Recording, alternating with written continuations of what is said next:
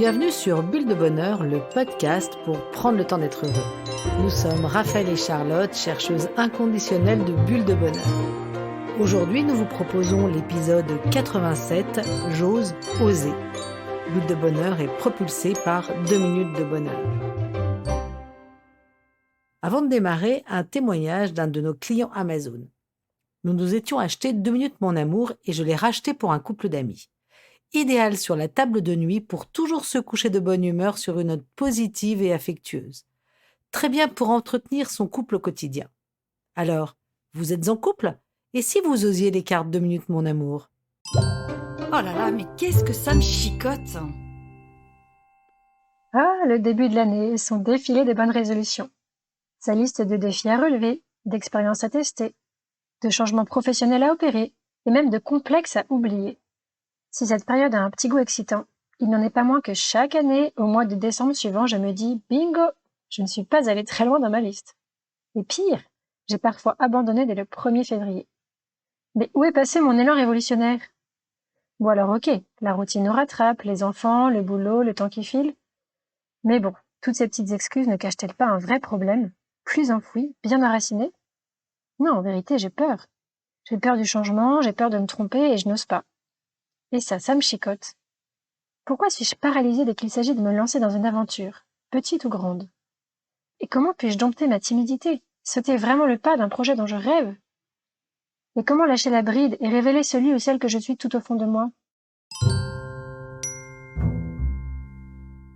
Alors, à votre avis, on est timide ou complexé? Ou alors on le devient? Nous sommes parfois conditionnés depuis notre enfance par le besoin impérieux de réussir, de tout faire parfaitement. Cela a commencé enfant quand nous nous efforcions de finir notre assiette pour faire plaisir à nos parents, puis à l'école lorsqu'il fallait rapporter de bonnes notes, ou lorsque nos parents nous laissaient faire la cuisine en surveillant les proportions de près et gare à nous si nous cassions l'œuf maladroitement. Réussir aussi, c'est auprès de nos copains, lorsqu'il fait être le plus fun, le plus branché, le meilleur en sport pour épater la galerie, etc. Parfois, ce sentiment de devoir réussir prend tellement de place qu'il nous étouffe. Alors, nous préférons ne pas commencer pour ne pas prendre de risques.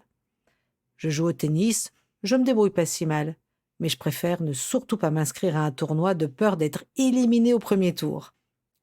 Autre exemple, je n'essaye pas de nouvelles recettes. La dernière fois, j'ai fait brûler une tarte que je rêvais d'essayer depuis 6 mois, et d'ailleurs, mes enfants, hyper exigeants, n'ont pas raté l'occasion de le souligner. Ou encore, j'aime bien courir, mais jamais je ne m'inscrirai à un semi-marathon avec des amis, j'ai bien trop peur d'arriver 1 heure après elle. Encore une peur? J'évite de m'inscrire sur ce site de rencontre car je suis persuadée de ne pas être à la hauteur.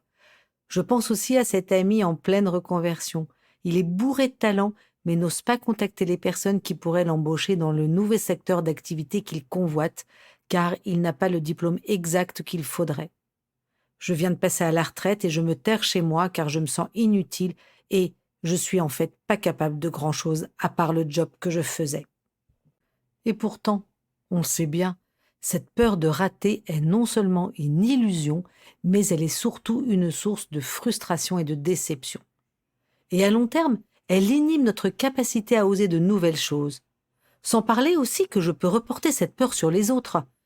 Alors, comment mes enfants, mon entourage ou mes collaborateurs peuvent-ils faire preuve d'audace et oser si je les reprends à chaque petit écart?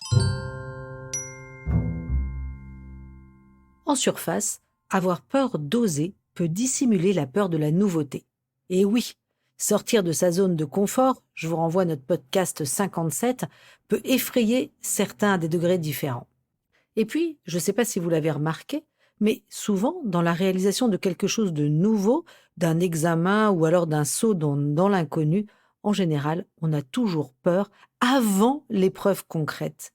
C'est en cela que les véritables obstacles sont intérieurs.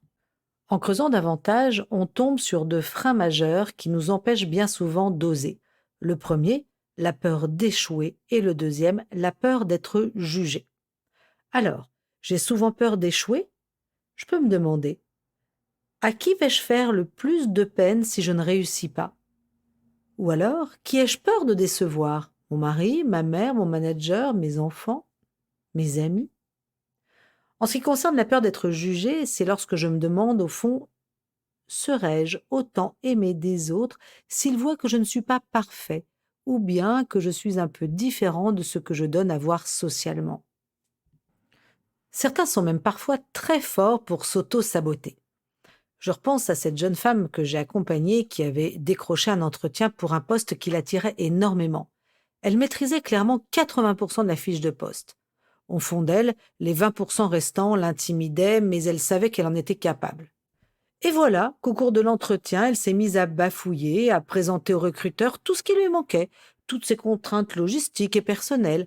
Elle s'est sentie victime de ce sentiment de l'imposteur qui font tellement douter de ses propres talents. Pourtant, le seul risque que nous prenons en essayant de faire ce que nous aimons est d'être plus épanouis. Allez, je change de regard. Alors, que peut-on faire pour oser oser? Tout d'abord, la première chose, c'est que oser, c'est sortir de sa zone de confort. Changer radicalement donne le vertige? Mais oui, effectivement. Cependant, je peux initier cette dynamique en modifiant de petites habitudes que je pensais immuables ou alors auxquelles je n'ai jamais pensé. Allez faire un petit tour dans notre podcast 57, je sors de ma zone de confort. Mais pour illustrer le tout, j'aimerais vous raconter l'histoire de Lu Khan, une journaliste américaine. Il y a 10 ans, après un cancer, elle s'est lancée le challenge One Year of Firsts, c'est-à-dire une année de nouveautés ou de première fois. Son défi était d'expérimenter quelque chose de nouveau chaque jour. Elle explora en un an des choses aussi nouvelles et variées qu'un concours de boules de neige, un repas 100% cru, un appel Skype avec un inconnu qui vivait le même challenge qu'elle, courir déguisé en Père Noël, et ce n'en est qu'une partie sur les 365 qu'elle a réalisées.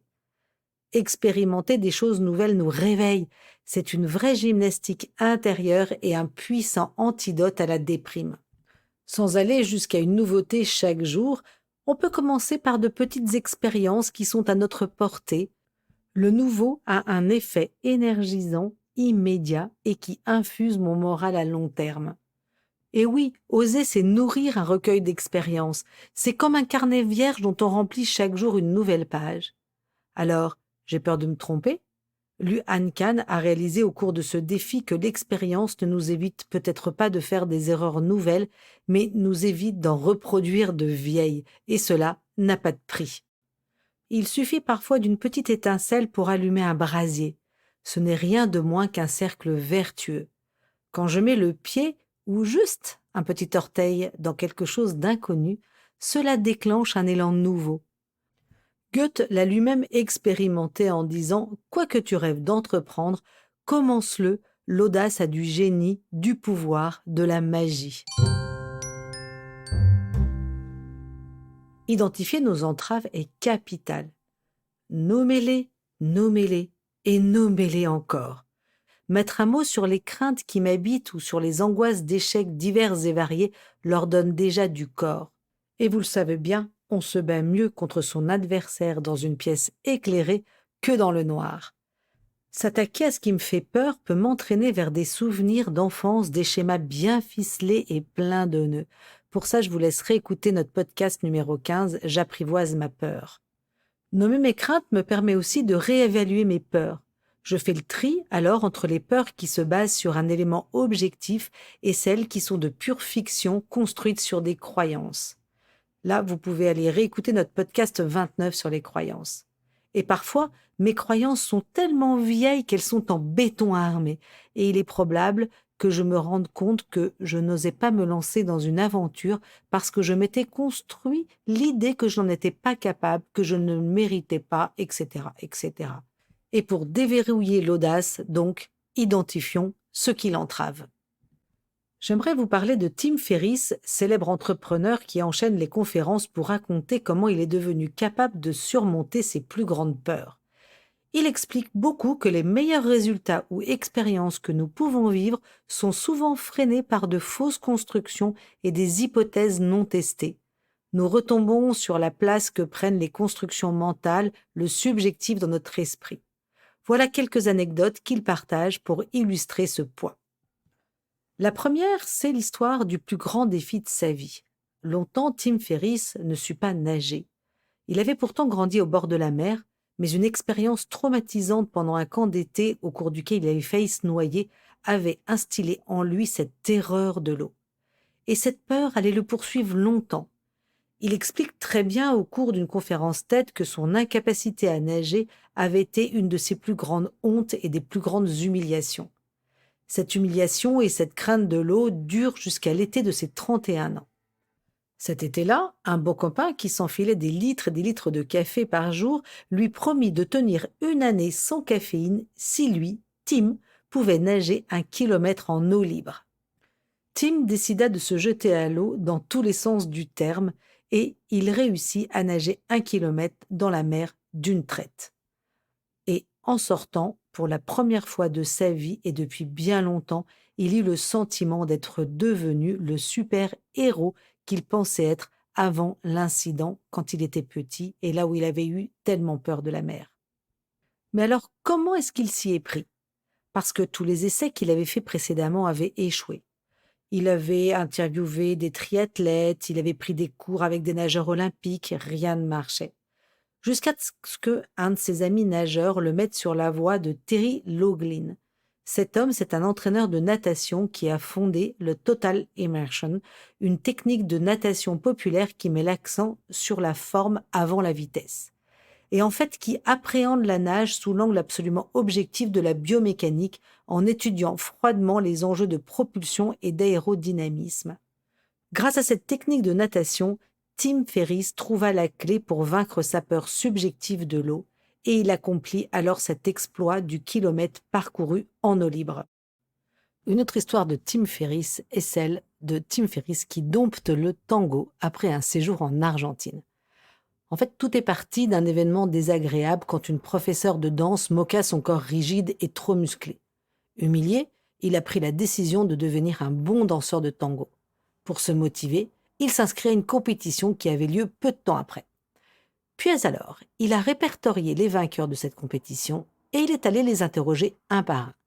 Il a établi une liste concise des compétences que je nommerais explicites, comme les mouvements recommandés, et toutes les caractéristiques implicites, c'est-à-dire la longueur des pas, le style, etc.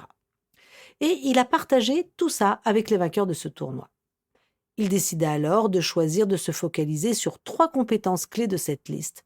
Et cette approche l'amena jusqu'au championnat du monde où il pulvérisa le record. Incroyable. Ce qu'essaye de démontrer Tim Ferriss à travers ses conférences et ses témoignages, c'est qu'il est capital d'identifier ses peurs et d'oser accomplir de grandes choses. La peur est votre ami, dit-il. La peur est un indicateur. Parfois, cela vous montre ce que vous ne devez pas faire, mais le plus souvent, il vous montre exactement ce que vous devez faire. Tim Ferriss nous dit encore « Les meilleurs résultats que j'ai eus dans ma vie, les moments les plus joyeux, je les ai eus en me posant cette simple question « Quel est le pire qui peut arriver ?» Une autre piste pour oser, c'est l'optimalisme. Alors, qu'en est-il? Tal Ben-Sahar, notre professeur de psychologie positive à Harvard, dont nous parlons souvent, explique qu'il a longtemps cru, comme beaucoup de parents, que la recette du bonheur comportait 2 ingrédients majeurs, la réussite et le succès. Il a cherché longtemps le succès, notamment dans les compétitions sportives.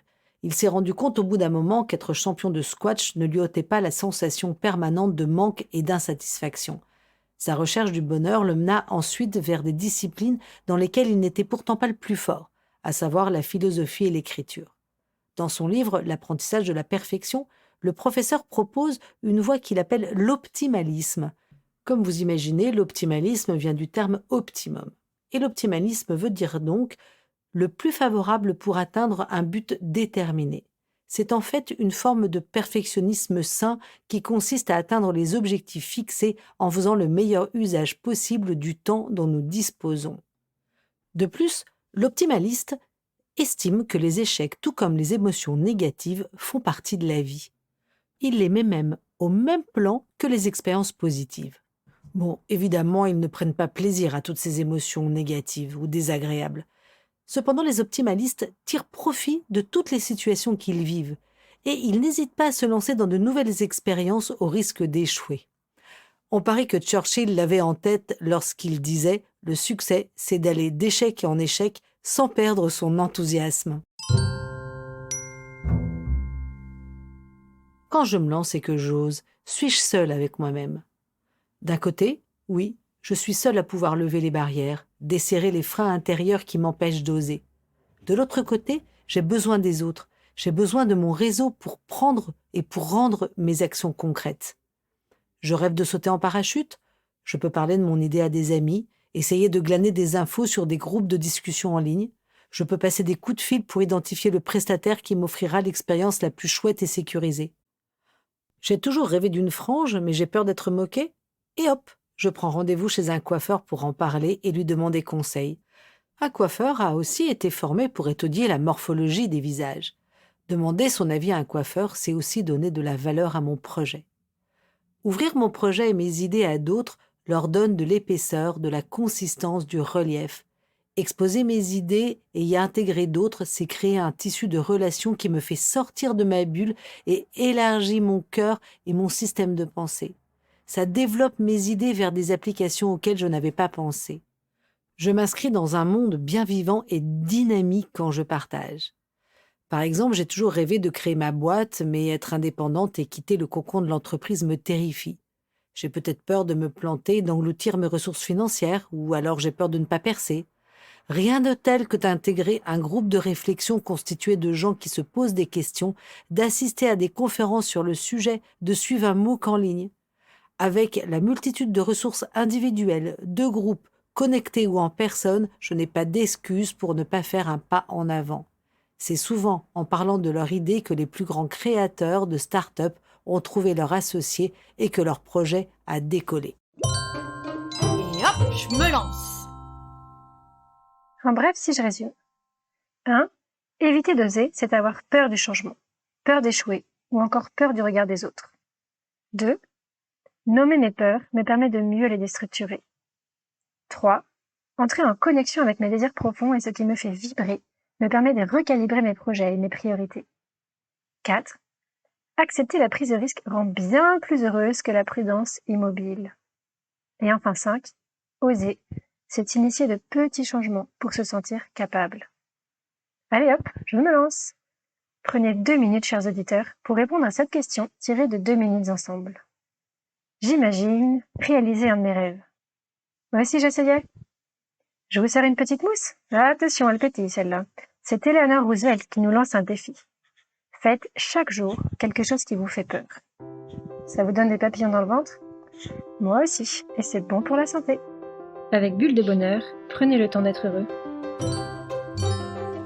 Merci pour votre écoute. Si vous avez aimé, dites-le nous avec 5 étoiles. Laissez vos commentaires et envoyez des bulles de bonheur à vos amis en partageant ce podcast. Inscrivez-vous à notre newsletter en allant sur notre site 2minutesdebonheur.com, 2 en chiffres, pour être notifié de nos prochains épisodes.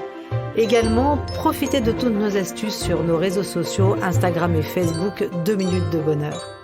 Enfin, Bulle de Bonheur est propulsée par les jeux 2 minutes, 52 cartes pour prendre le temps d'être heureux.